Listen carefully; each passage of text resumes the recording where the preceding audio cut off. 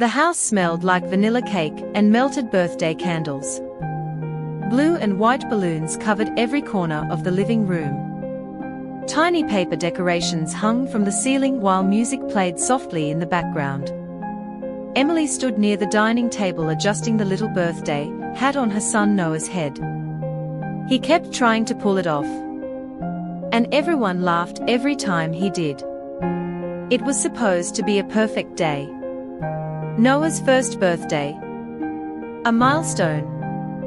1 full year of being parents. 1 full year of sleepless nights. Late night feedings. Baby toys covering the floor. And learning how to become a family together.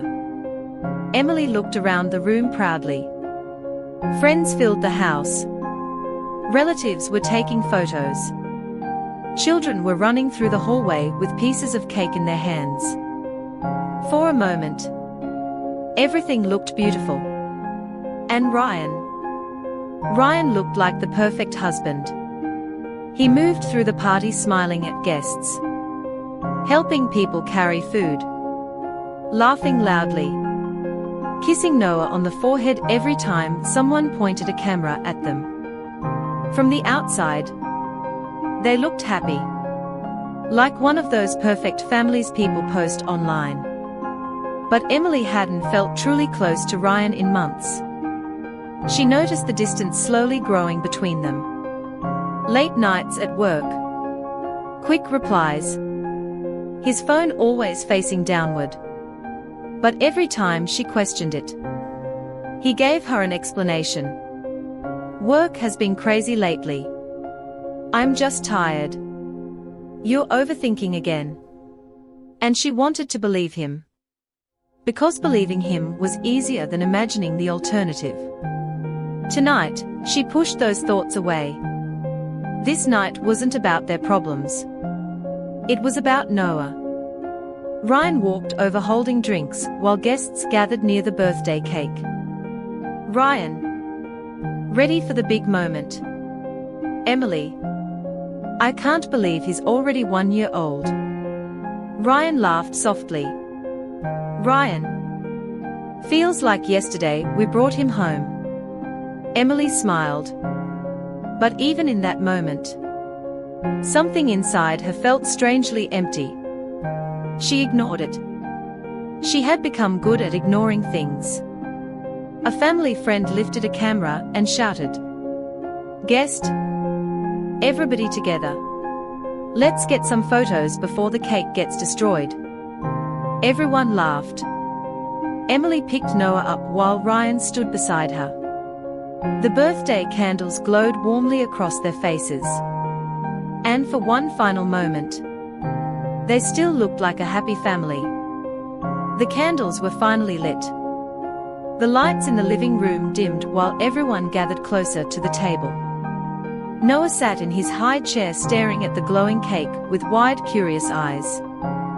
Phones came out instantly. Everyone wanted pictures. Everyone wanted videos. Emily laughed softly as Noah smashed frosting into his tiny hands before the song even started. The room erupted with laughter.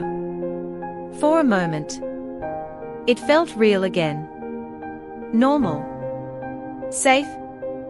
Ryan leaned closer and wrapped one arm around Emily while guests sang happy birthday.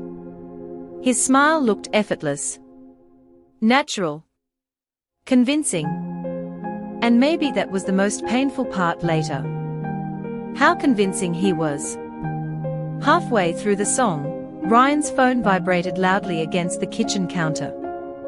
He barely looked at it. Ryan. Can you grab my phone?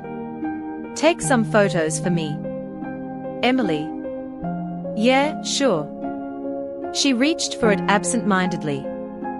No suspicion. No fear. No idea that her entire life was about to split into 2 pieces. Before this moment, and after it, she unlocked the phone easily. She already knew the password. No secrets. At least, that's what she believed. She lifted the phone toward Noah just as everyone cheered loudly. But before she could press the camera button, the screen lit up. A notification appeared across the top of the display. Tinder heavy black heart hash. Jessica sent you a message. Emily froze instantly.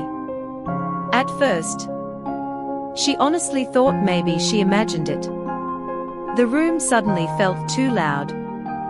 The singing, the laughter, the music. It all became distant noise. She stared at the glowing notification, while her heart pounded harder with every second. No, there had to be some explanation. Maybe it was old. Maybe it was spam. Maybe he downloaded it years ago. She swallowed hard. But another notification appeared. Can't wait to see you again, winking face. This time, there was no misunderstanding. Her fingers tightened around the phone. She slowly looked across the room. Ryan was smiling at guests, completely unaware that his secret life had just appeared in her hands. And suddenly, the birthday party no longer felt warm. It felt like a performance. A fake smile. A staged family photo moments before disaster. The music was loud enough to shake the windows. Children were laughing in the backyard. Someone in the kitchen dropped a spoon and everybody laughed.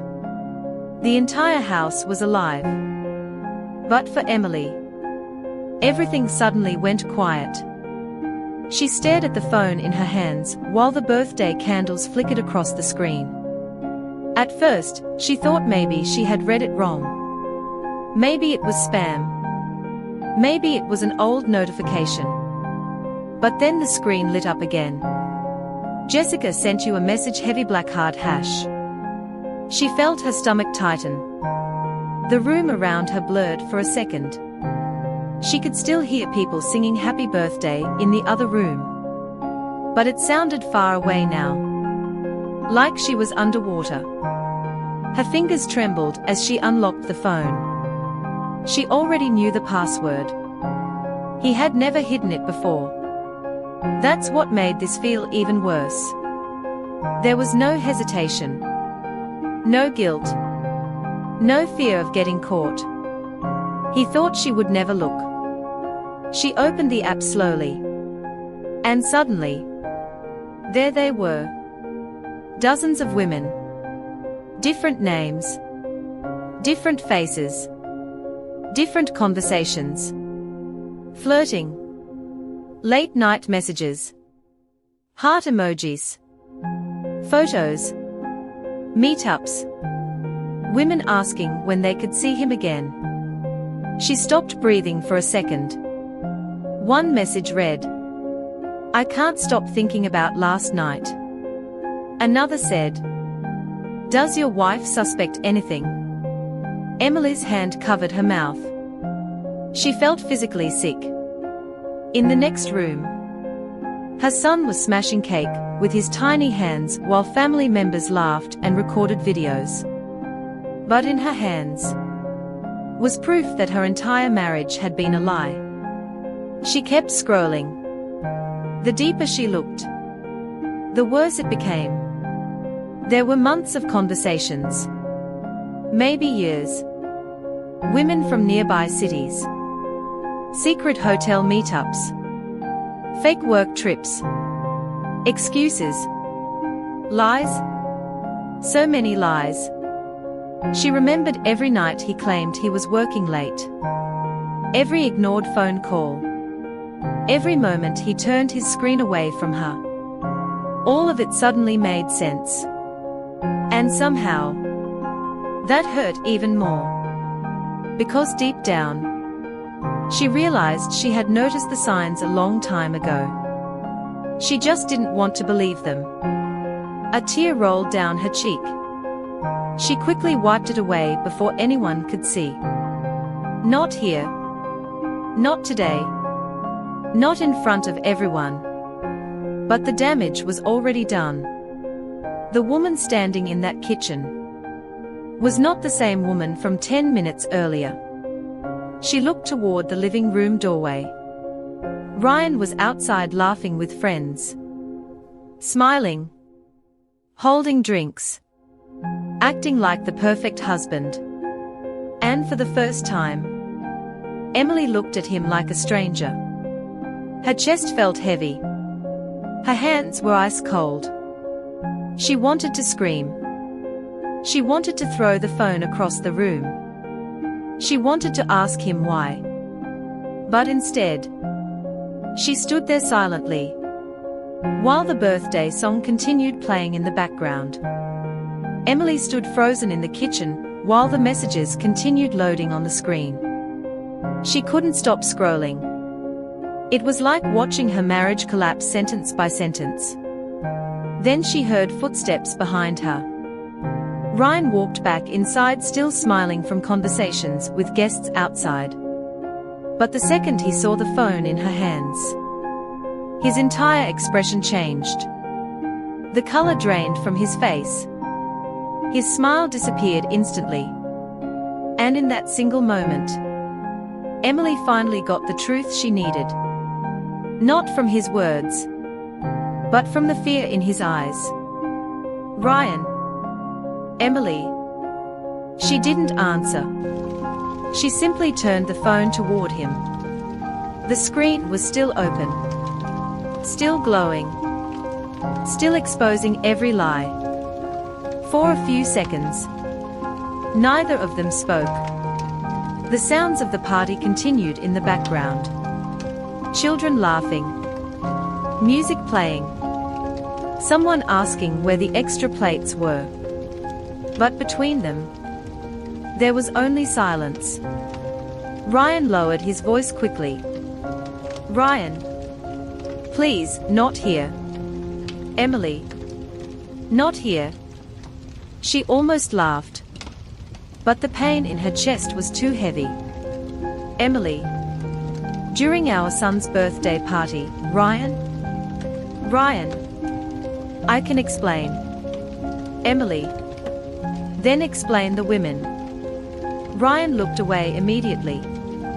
And somehow, that hurt more than the messages. Because guilty people avoid eye contact. Emily. How long? Ryan. Emily, please listen to me.